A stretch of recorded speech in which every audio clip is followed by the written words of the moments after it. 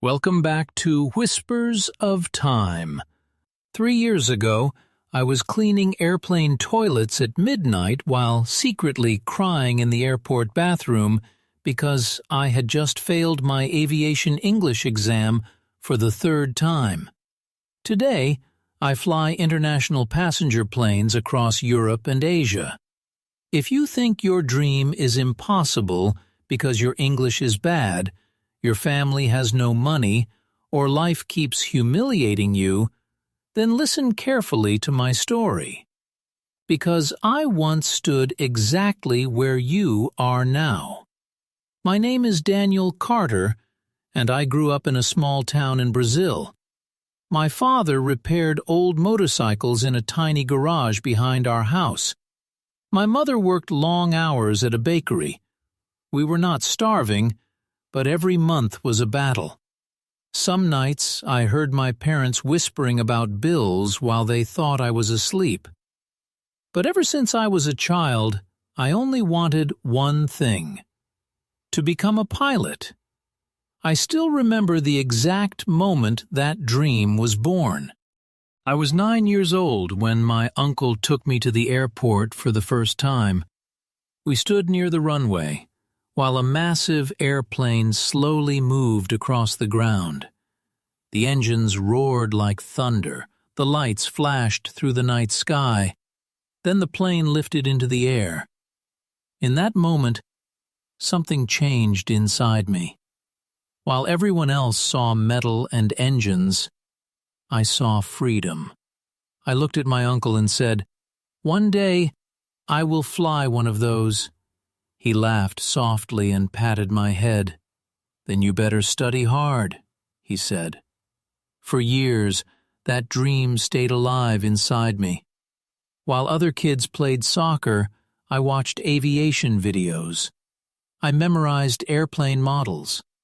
I built tiny paper planes and covered my bedroom walls with pictures of cockpits.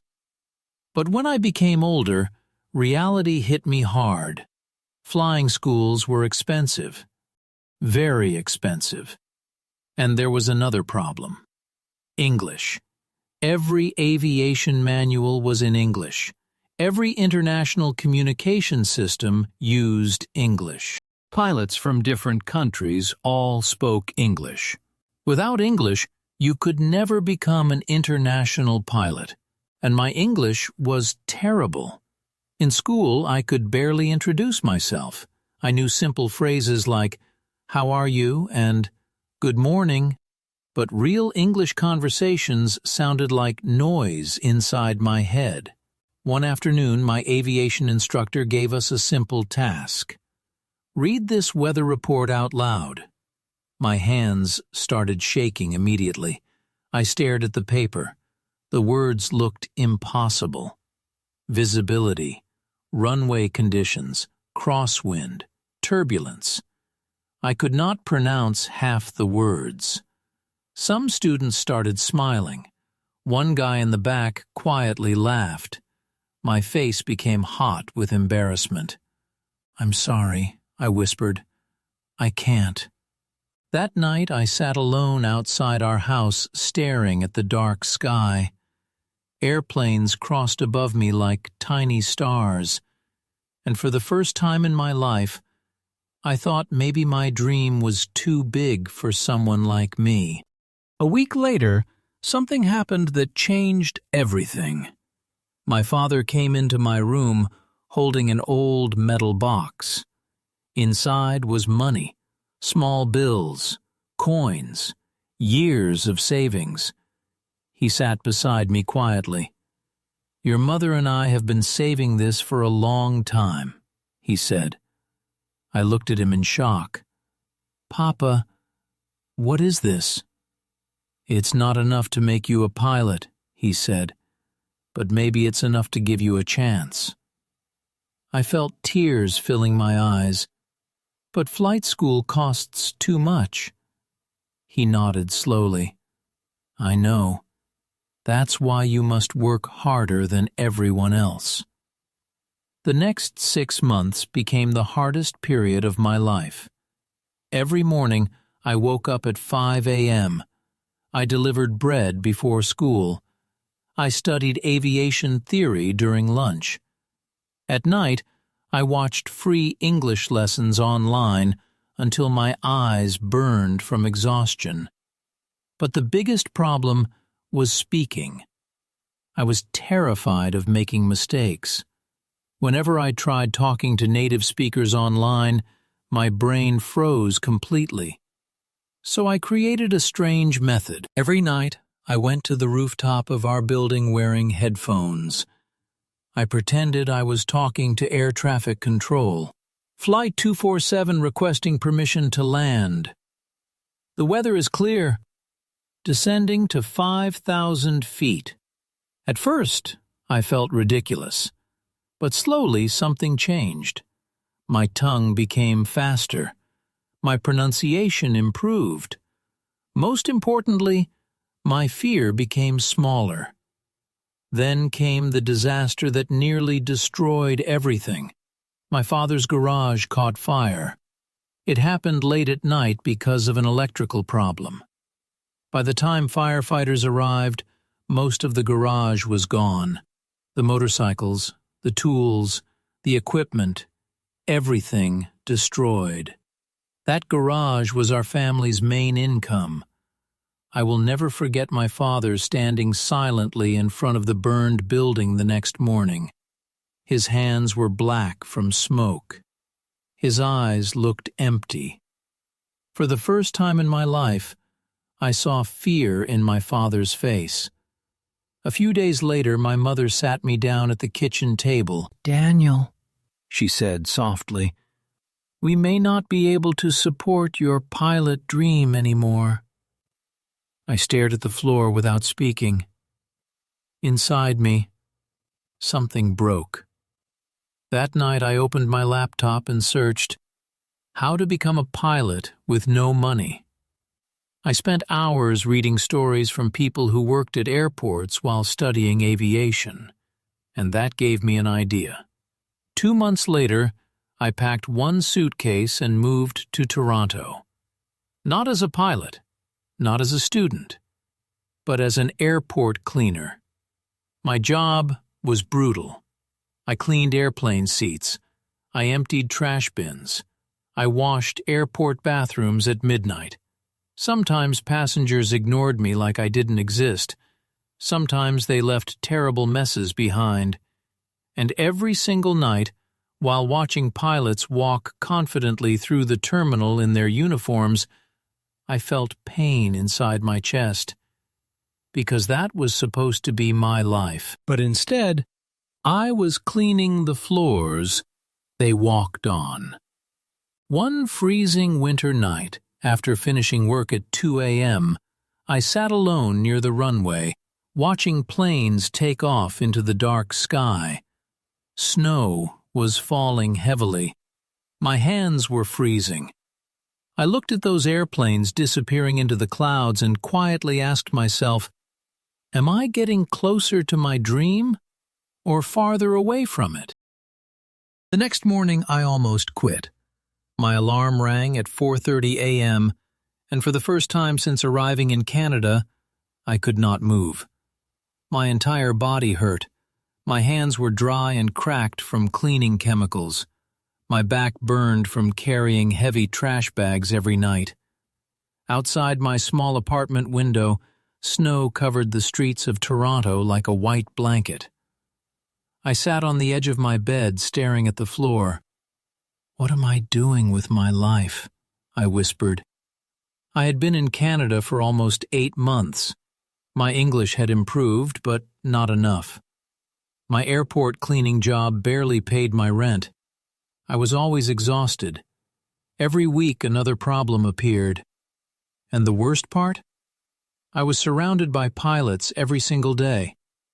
I watched them walk through the airport wearing perfect uniforms, pulling their suitcases confidently, speaking fluent English into their radios. Meanwhile, I was invisible. Just another worker cleaning behind them. One night, while cleaning a business-class airplane, I saw something that shook me deeply. The cockpit door was open. For a moment, Nobody was there. I slowly stepped closer.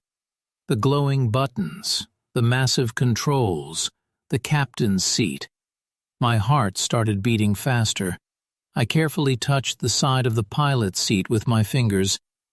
Then suddenly, "Hey, you can't be in there!" I jumped in fear.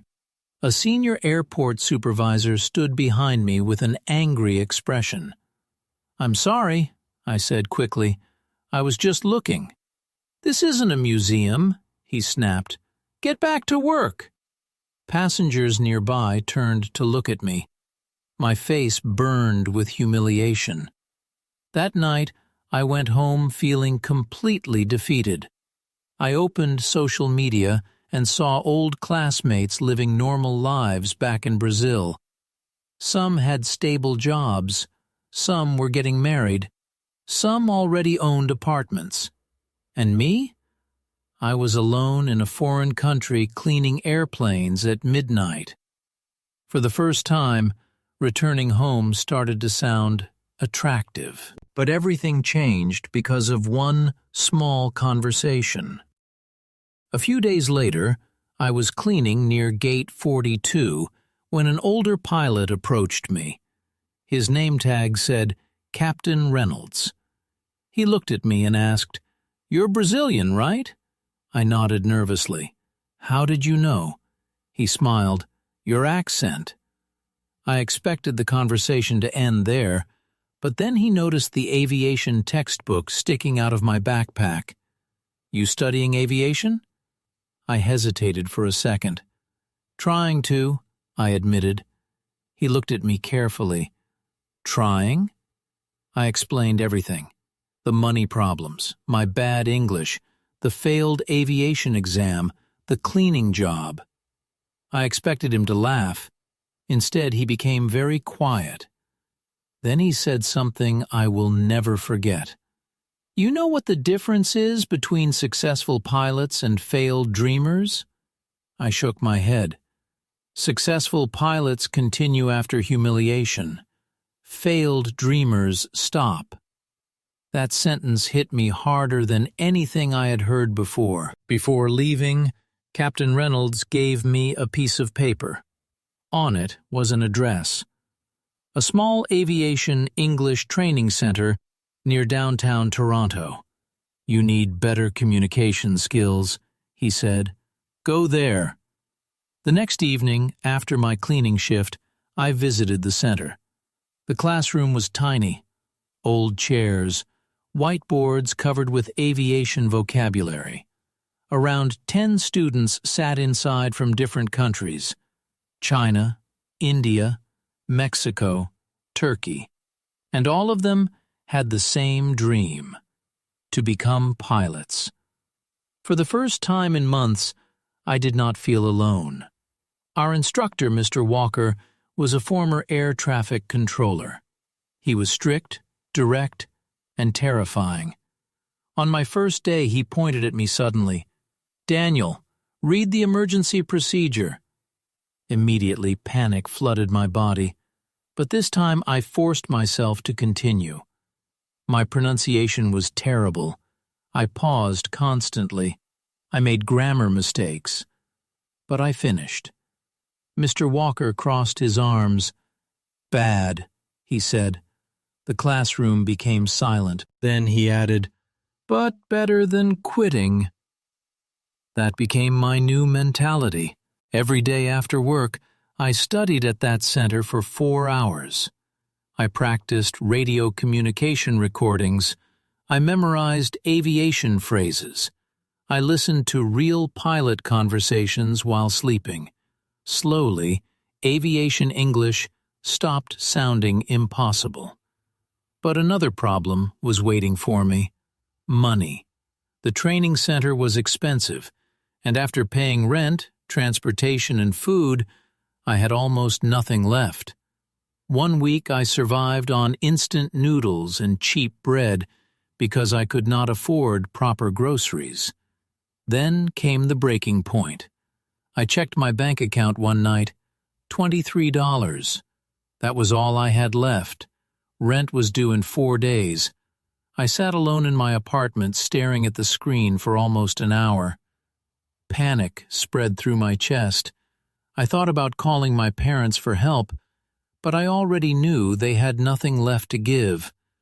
So instead, I made another decision.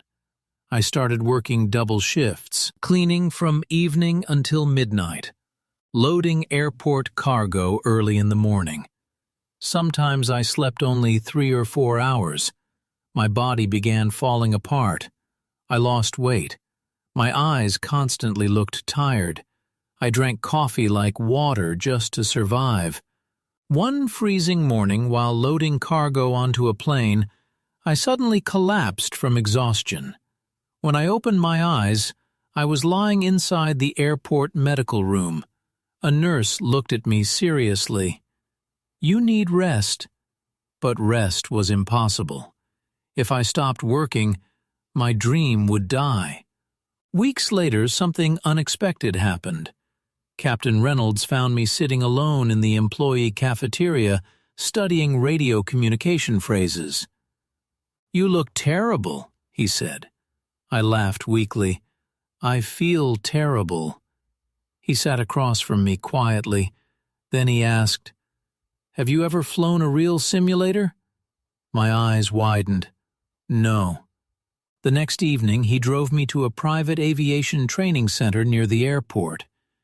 Inside was a professional Boeing flight simulator. I could barely breathe from excitement. Captain Reynolds smiled slightly. "Go sit in the captain's seat." The moment I touched the controls, every painful sacrifice suddenly felt worth it. For the next 2 hours, he taught me basic flight communication entirely in English. And something unbelievable happened. For the first time in my life, I wasn't scared to speak English anymore. Because inside that simulator, English stopped being a school subject. It became survival, focus, timing, responsibility. When I made mistakes, Captain Reynolds corrected me immediately. "Too slow. Repeat clearly. Again. More confident." By the end of the session, my brain felt completely exhausted. But as we walked out of the building, he looked at me seriously. "You have potential, Daniel," he said, "but potential means nothing without discipline." That night, I returned home with a different feeling inside me. Not motivation, not excitement, something stronger. Belief. For the first time in years, I truly believed I might actually become a pilot. But life was about to test me harder than ever before. Because 2 weeks later, I received an email that made my hands start shaking the moment I opened it. I stared at the email for almost 30 seconds before opening it completely. My hands were shaking so badly that I could barely hold my phone. The subject line said, "Aviation English Proficiency Examination. Final attempt." Final attempt. If I failed again, I would lose my training opportunity for at least another year. 1 year. For rich students, maybe that was not a big problem. For me, it was everything. I was already drowning financially. I was working 2 exhausting jobs. My body was tired. My mind was tired. And deep inside, fear had started growing again. That night, I could not sleep. I kept imagining the same disaster over and over, the examiner asking questions too fast, my brain freezing, my pronunciation collapsing, another failure. At 3 a.m., I finally got out of bed and walked outside into the freezing streets of Toronto. The city was silent. Snow covered the sidewalks. My breath looked like smoke in the cold air. I sat at a bus stop alone and asked myself the question I had avoided for years. What if I'm simply not good enough? That thought terrified me more than failure itself. Because failing once is painful, but believing you are incapable destroys something much deeper. The next morning, I went to the aviation center exhausted. Mr. Walker immediately noticed something was wrong. "You look distracted," he said. I showed him the email. He read it carefully, then looked directly into my eyes. "Good," he said. I frowned. "Good? This could destroy my entire future." He leaned against the desk calmly. "No," he replied. "This reveals who you really are." I stayed silent. Then he said something that changed my mindset forever. "Pressure does not create weakness. Pressure reveals it." For the rest of that week, he trained me harder than ever before. No easy conversations, no slow speaking, no sympathy. He simulated emergency aviation situations entirely in English. Engine failure after takeoff. Bad weather conditions. Passenger medical emergency. At first, I completely collapsed under pressure. I mixed words, forgot procedures, panicked during communication exercises. One afternoon, after failing another practice simulation, I slammed my headphones onto the desk in frustration. "I can't do this!" The classroom became silent. Mr. Walker walked toward me slowly. Then he pointed at the floor. "You see this ground beneath your feet?" he asked.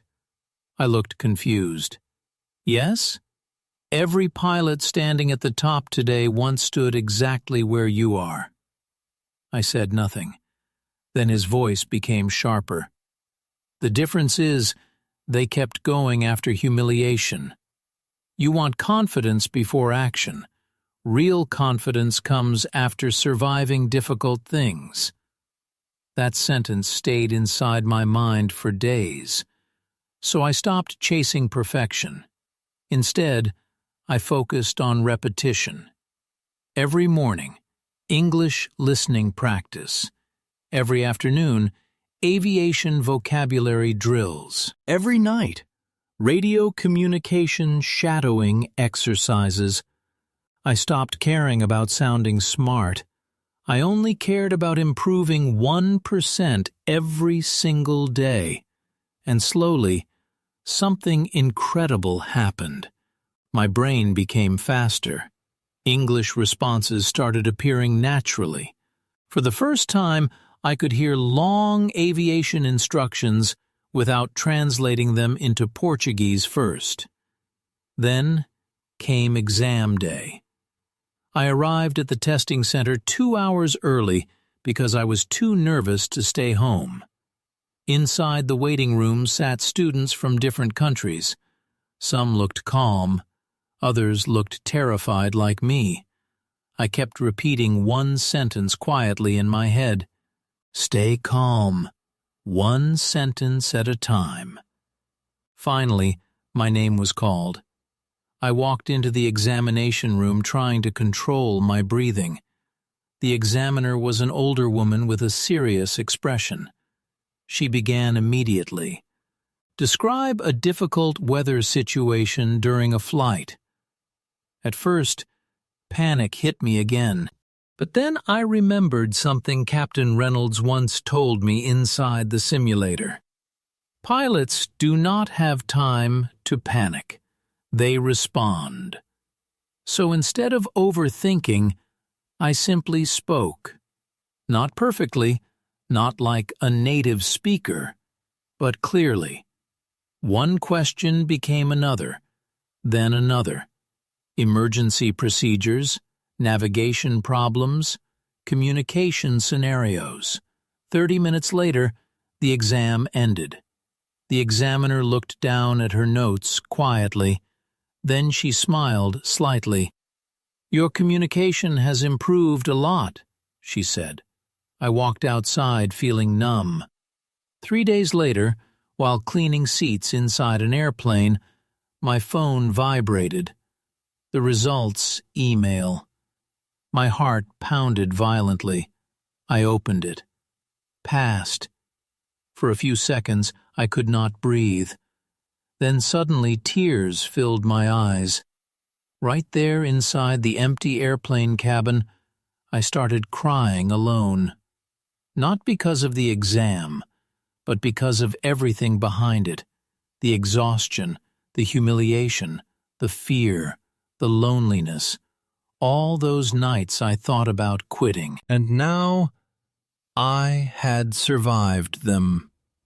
Months later, I finally entered official flight training. The first time I controlled a real aircraft, my hands trembled on the controls. The runway stretched endlessly ahead of me. My instructor looked calm beside me. "You ready?" he asked. I swallowed nervously. "Yes." As the airplane accelerated, my heart felt like it would explode. Then suddenly, the ground disappeared beneath us. We were flying. I looked out across the clouds with tears in my eyes. That little boy from Brazil who once stared at airplanes in the night sky, he had made it. Years passed. Training became harder. Flights became longer. Responsibilities became heavier. But I never forgot where I came from.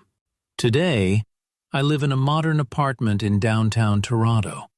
I fly international routes across different countries. I help my parents financially.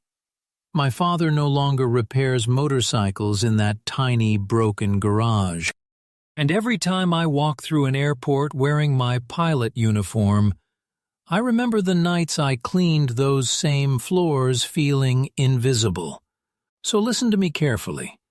Dreams are not destroyed by difficulty. They are destroyed by surrender. Most people quit too early to improve, too early to grow, too early to discover who they could become. You do not need perfect English to begin. You need courage to continue. Speak badly, make mistakes, feel embarrassed. Keep going anyway, because one day, the life that feels impossible right now may become your reality. And when that day comes, you will look back at your painful moments with gratitude, not because they were easy, but because they built the person you needed to become.